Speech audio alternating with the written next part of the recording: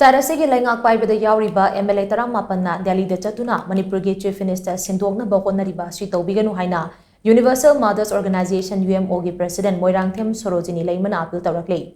Kasilampel da Labour Organization asigi office ta pangthokiba pawgi mifam amada wafam asi phongdokladuna mana makha tana hai Manipur thokliba tha tara taret helaba irang asigi waroshin purakpang ngamdana leiringai cheraga sida Manipur gi leingak paibada yaoriba MLA Taramapanna Delhi de chattuna Manipur Chief Minister Sindoknaba Hotnariba Asi angakpa fawi lamdam asigi tungi mirolgi yaifanaba thabak tawram sing paikhatpaga loinana lamdam asi chapol lamjelda kumang chawsinaba Hotnariba Chief Minister Nongthombam Biren Sindoknaba Hotnariba Asi mak laibak thibani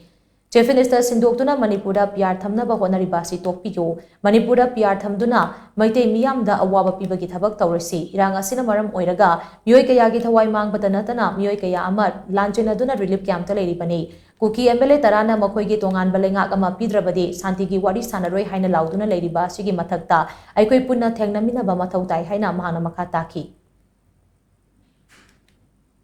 Aduna Hojiti Laiba Matanda, Saka, Tugai, but say, Madam Chungsa Sade, Minister Pagapau, Paroto, Noko Jump Munana, Punchin Minakan, the land, Tegnagadoni. Lady Isa Punamaksu Punchilwana, Lowing Marak to the Nakoina, Aquamayam, Jibo.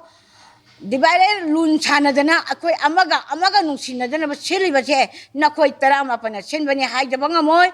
Aduna, Madam Orakanda, Aquina, you Amona Tamjari Bachi, Chief Minister Pam Tatamatam Chade, Ninto Oigadova Mantri, Oigadova Chief Minister, Oigadorizo, Nimitarani Pagi Manong that